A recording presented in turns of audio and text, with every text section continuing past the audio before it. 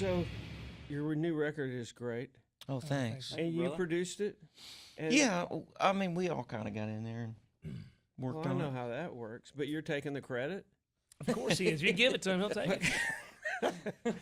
No. He definitely handled all that. If you like it, I'll take the Moving credit. parts If you in it. hate it, I won't. So, but my first question is why? I mean, you know, Ronnie and I, after 20 years of cutting and a lot of years before that, it's like we all kind of know how it works in the studio to some extent. Jay obviously has gotten into producing pretty heavy and doing stuff, so, and he's got one in his house, so Yeah. I guess y'all probably save some money that way. But what about not having a referee? I mean, that's what we always just wanted somebody to, because, well, y'all got 3, so you can Yeah. still vote. Yeah. Majority kind of rules. It's But- still nice to get an outside opinion, though. Have that middleman, you know, and just keep things flowing sometimes. But we get along so good, and our focus and vision for what the song should be, we're pretty all lined up, you know. And we still have that rule that the best song wins. And it's kind of tough, you know, as writers ourselves. Like, we're trying to write the first single, you know, but when they're flowing in and song after song is great, you got to kind of put your heart on the shelf and go, you know what, that song that just came in is better than that one we all wrote. And boy, with Yours If You Want It, we feel like we got that again. Very Mhm. fortunate. Well, y'all, I mean, you've always kind of had your own sound and you've kind of figured that out. But, you know, song-wise, times change and melodies change and meters change with what's going on there. And, you know, I've got a pretty good sense of what kind of songs y'all write.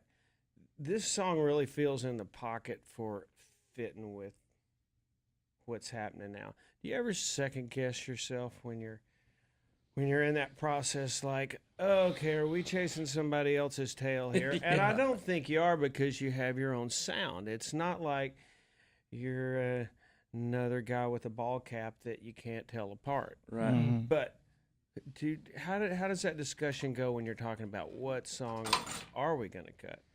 I think we've second guessed ourselves before, for sure. You know, when you look around and people are bringing new things to the table and country music is sounding different, you start to panic a little bit when you've been around for a while, because you want to stay relevant. You want to stay competitive. All of us do. Any of us that are in this business are lying if you say you don't want to win and be competitive. So I think what happened to us a little bit on the last record was we tried some things that weren't authentic to who we are as artists. And I think some people saw through that. But it was a great learning experience for us, because it helped us come back to the realization that we needed to be true to who we were as artists, and we needed to stop trying to go after something, because we'd been used to not following somebody, but, you know, forging some new ground ourselves, you know, and being you know, somewhat pioneers on the music front ourselves, and experimenting and doing things our way is what we were used to doing. And I think we got away from that a little bit. It's a tough bag, because everybody does that. Yeah. I mean, Yeah. you have that place in your career, if you're lucky enough to last long enough, where we can't keep doing the same thing. Mm-hmm. So then you start. We got to do something different. Yeah. So when you start doing things different, you have to get in that trick bag of, okay, what's different and is still us, you know? Yeah. And that's the challenge and the glory of having a long career and really having to push yourself, or else you just go to the house, you know? And it happens to you know, we always talk about one example comes to mind that we always reference, and it's, you guys have had such a long career as Brooks and Dunn, and you're still doing it in Vegas. There was a point in time to where I'm sure you guys got to, what do we do next? And then Ain't Nothing About You came out and sort of gave you guys another burst of energy. And it was great, because it was authentically Brooks and Dunn, but it was different from what you guys had done before. We're always trying to look for our Ain't Nothing About You. And that's what we're always trying to achieve, to keep the machine moving forward, because it's so funny too. I laugh at some younger artists that come along and they hit this spot to where they've had 4 or 5 things really work for them. And then all of a sudden the 6th one comes out and sounds like the 4 or 5 other things. And they start start going, what do we do? What do we do I now? felt that way about Red Dirt Road too. I was Yeah, like, yeah. daggone it, they've done it again. Those boys have stayed true to what they are, but they've expanded with the times. You know, Yeah. they've set the bar again. Pushed And it that's forward, the trick. you know. I think the other thing too is that being in a town where some of the greatest songwriters in the world live, you know, they make their paychecks by writing on what's happening on radio. So they're following what's happening. So they're, you know, and you're getting pitched all those songs.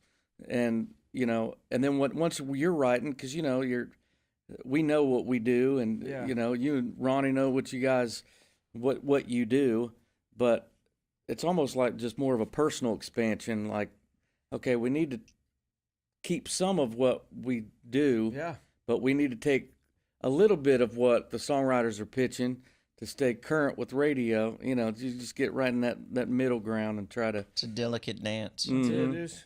It's like adding to what you do. It's not taking away from what you do, you know? Just adding another piece, another Well, layer. that's a good. I mean, It is. nothing about you for us is a great example because we had already turned that album in. We'd already had a big listening party at Ronnie's barn, and Joe Galani found that song "Nothing About You." Wow. So we were cutting a whole session for one song, and we were leaving Vegas to come in to do that to finish the album.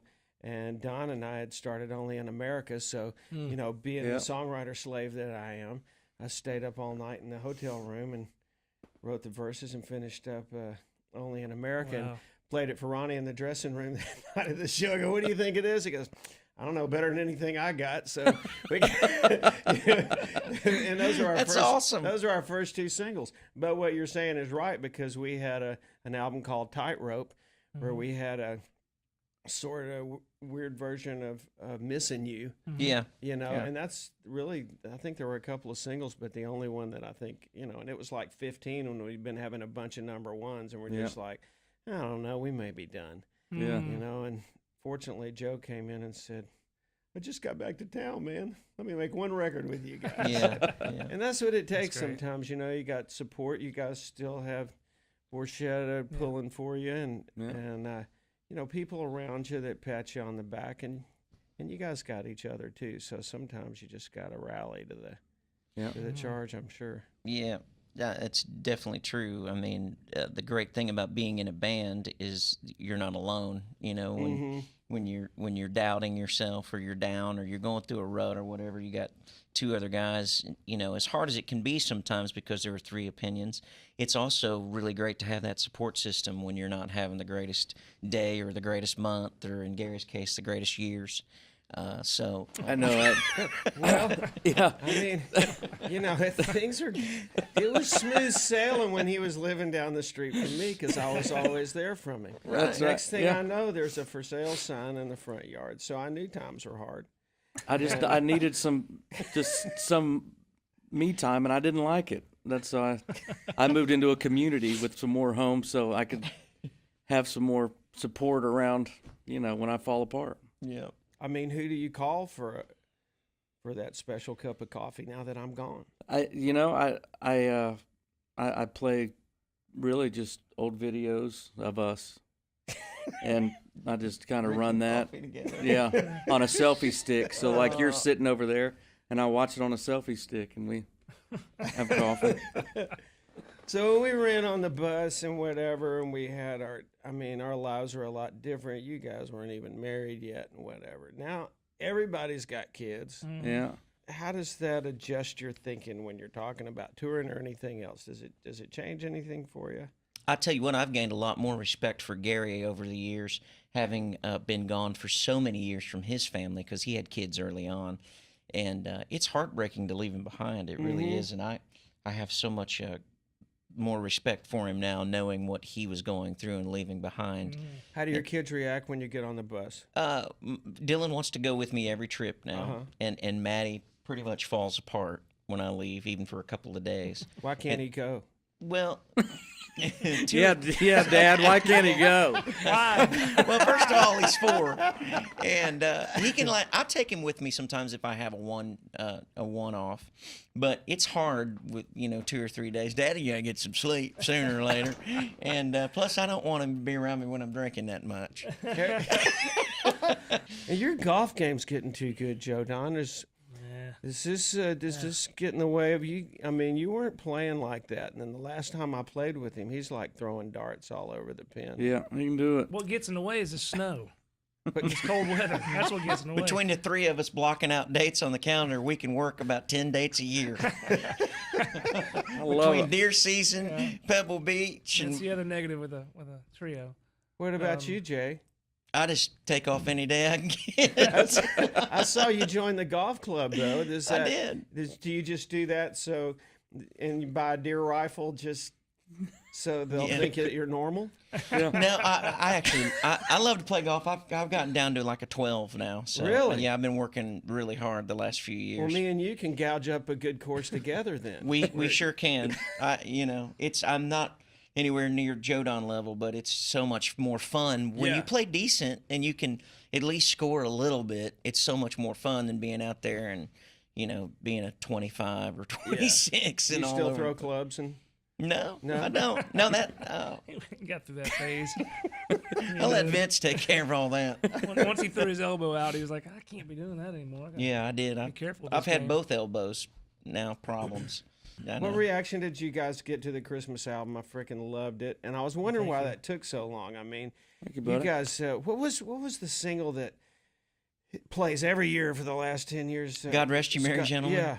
Yeah, great. And I'm like, why don't these guys? They got an album. I used to look for it, and I'm like, what was this on something? It was a album? one-off. It Yeah. was just a one-off we did. Oh, it was when we I'll were Be Home for extra. Christmas, I think. Yeah, Didn't we shoot a video We or did 2 or something? 3 Christmas songs through the years, but we had the time to devote to it last summer, in 2016. I can't believe we're saying that, but and that's what it takes, and you got to record it in the summer. You did that months, over at and it's- Jay's house? We did, yeah. What does Yeah. he have for snacks and things when y'all are recording? Not a lot on the snack side. That's nice. He's got a heck of a coffee machine now. Yeah. First Okay. time I went over to Jay's house for cocktails, and he had squirt cheese Nice. and Ritz crackers, which is his favorite thing. Yeah, that's and right. I'm not kidding. And I used to love squirt cheese, but I got caught eating it at military school when I was a kid during study hall, and they made me stand at attention and squirted a whole can of that stuff in my mouth Oh, while I was, Lord have and I mercy. had to That's nasty. eat a whole can of it. Was you it know. sharp cheddar or? It was no, it wasn't. It was American? that Velveeta kind. Yeah, Oh, whatever that's that even is. nastier. But man, I saw that can and I just wanted to throw it at him. Oh, yeah, I bet. Why? Here we are drinking nice scotch, and Is that a true story? yeah, that's an absolute true. I don't story. remember So, that. I was just wondering because that's a big part of recording. I mean, a lot of times we go to studios because they have great snacks and things. Yeah. It's true. You guys don't like the snacks I have out? I don't know if I've seen any. Well, I mean, usually he's just got catering coming over, which is I do. a step up. Yeah, so You if know, y'all I got don't to mind pay snacks for it. occasionally. Yeah, exactly. Well, that's true. But they don't have to pay for the studio. See, Well, Really? Don't couple tell me wins you there. ain't charging that I'm studio not. back. I don't charge them. Well, no wonder you're well, cutting don't at say your anything. house. He hasn't yet, so next time he might start now. Hey, me and you need to talk. I know. Even if they don't see it, There's ways to hide that, man. Oh, boy. Show you how to turn that around, buddy. Let me text somebody real quick. Mary we got Ann. the same manager, don't we? Yeah, I think, yeah, we do. There's no Yeah. catering now, no snacks. What happened, man? Well, thanks for coming in, guys. Oh, and man. Yeah. Are we done? Are yeah, you kicking us I want out? to talk about something else. We've been recording. No. Yeah, that's No. it. I think we got it.